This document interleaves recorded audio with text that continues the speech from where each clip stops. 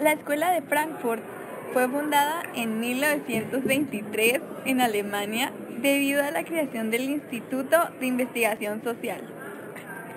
Esta escuela no se refiere a una escuela común, simplemente era un medio por el cual autores que buscaban desarrollar un pensamiento crítico y reflexivo inspirado en el pensamiento marxista se reunían. Esta idea, la cual pretendía generar en un instituto estudios inspirados en el marxismo, los cuales ayudarán a tener una mejor forma de ver a la sociedad, fue desarrollada por Welk, Pollock y Albert Gerlach, siendo este último el primer director. Dicho de otra manera, la escuela unió la filosofía y la teoría social para crear una teoría crítica de la sociedad contemporánea. Para 1931, el director de la escuela era Max Horkheimer. Recordemos que en este tiempo sucedía algo que marcaba la historia de la humanidad, la Segunda Guerra Mundial. Y ya que en la escuela no están muy relacionados con el nacionalismo de la época, hubo varios cambios de esta a través de distintos países hasta llegar a la ciudad de Nueva York, en la que se establecieron hasta el término de la guerra. Durante este tiempo se unieron a la escuela dos filósofos importantes, Theodor y Herbert Marcuse. Este último se quedaría en Estados Unidos y llevaría a cabo la mayor parte de su trabajo ahí. Teorías como la de Weber, Freud, la crítica al positivismo, la teoría marxista, influenciaron a la primera generación de la escuela, ayudando a los autores a crear sus propias teorías. La teoría crítica considera que la razón debe de ser crítica ante toda ideología y que ésta termina dominando a los seres humanos.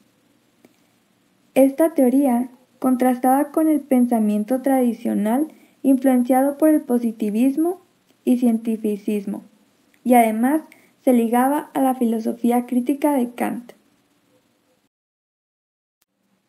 En la segunda etapa, es publicada la revista de investigación social y se hace una gran crítica a los totalitarismos.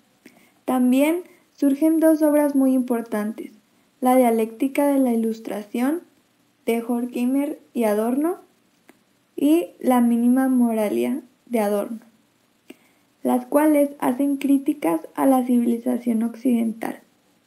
La racionalidad de esta es vista como una combinación de dominio y racionalidad tecnológica que busca someter a la naturaleza. También fue escrita la filosofía de la música moderna, en la que se critica el concepto de belleza. Esta etapa concluye al regresar a Alemania. En la tercera etapa se reconoce un cambio en la sociedad capitalista y Horkheimer y Adorno buscan reformular la teoría crítica para adaptarla. Se crea una nueva obra, Dialéctica Negativa. En la última etapa, Habermas lleva a la segunda generación de la escuela a los intereses tradicionales y genera una ética comunicativa. Autores: Theodor Ludwig Adorno Wissenburg nació el 11 de septiembre de 1903 en Frankfurt, Hesse, Alemania. Él estudió en Merton College. Fue un filósofo alemán de origen judío que también escribió sobre sociología, comunicología, psicología y musicología. Se considera uno de los máximos representantes de la escuela de Frankfurt debido a que representa la teoría marxista. Él estuvo activo durante el siglo XX. Su ocupación fue ser un filósofo escritor. Los géneros que él manejaba eran ensayos, movimientos, la teoría crítica y el marxismo. Sus obras más notables fueron la teoría estética dialéctica de la Ilustración. Tuvo una distinción del Wood's Plaque of the City of Frankfurt en 1963. El principio de Theodor Wiesengrund Adorno es el de la no identidad. Este es el principal fundamento de la filosofía de Adorno. A este se le conoce comúnmente como la dialéctica negativa. Esto consiste en la no identidad entre la conciencia verdadera e intereses políticos de la gente común y trabajadora. La no identidad entre el sujeto e historia, entre conocimiento y conformación de las condiciones sociales de producción.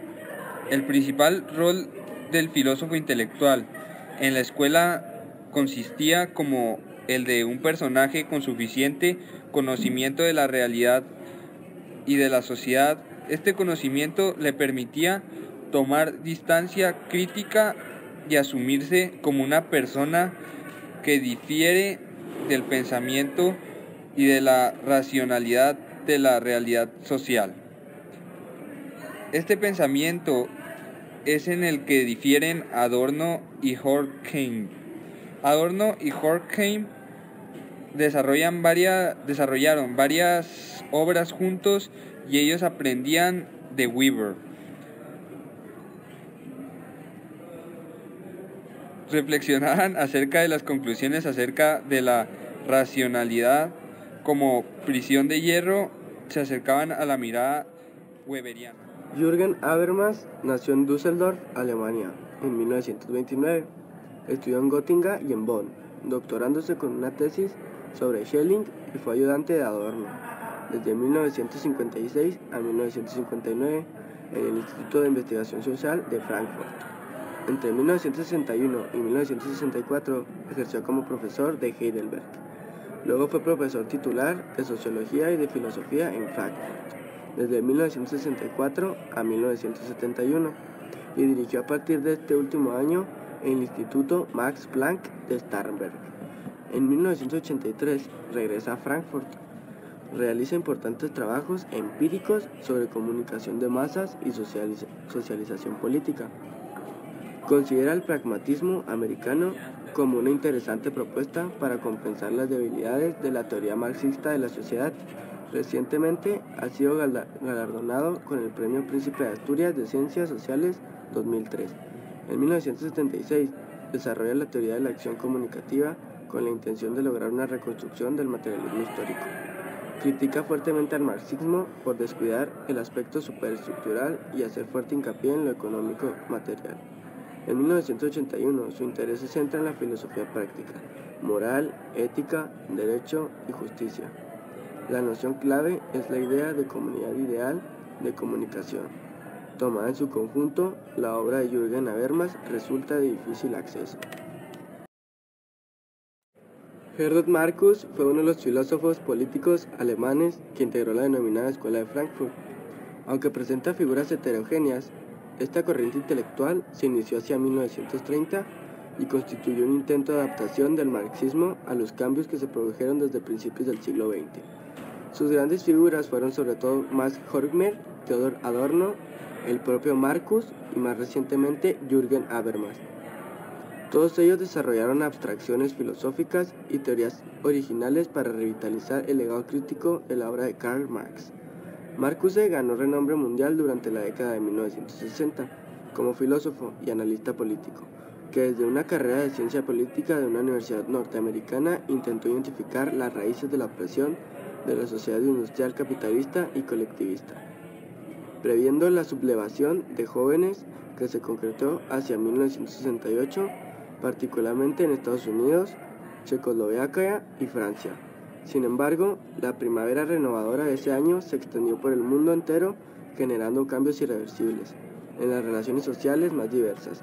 Aparecieron el neofeminismo, que lucharía por una creciente igualdad real entre el varón y la mujer, los movimientos de homosexuales y lesbianas, las identidades regionales y nacionales oprimidas durante siglos, el ecologismo, que enfrentaría la peligrosa destrucción de la naturaleza, la movilización juvenil, que intentaría limitar el poder jerocrático, y la revolución de las costumbres sexuales, ligada a la aparición de la pastilla anticonceptiva. Dichos cambios cuestionaban la represión excedente que el filósofo alemán había señalado como una característica constitutiva de las sociedades industriales. Profesor universitario e investigador que produjera libros y artículos que ayudaban a comprender dicha realidad. Marcuse fue percibido como formador de la práctica política de jóvenes, miembros de la nueva izquierda como la norteamericana Angela Davis y el alemán Rudi Dutschke. Aunque él nunca fue un activista, en los últimos años de su vida se transformó en un defensor de esa nueva izquierda en los Estados Unidos y en Europa. Fue una de las principales figuras de la primera generación de la Escuela de Frankfurt.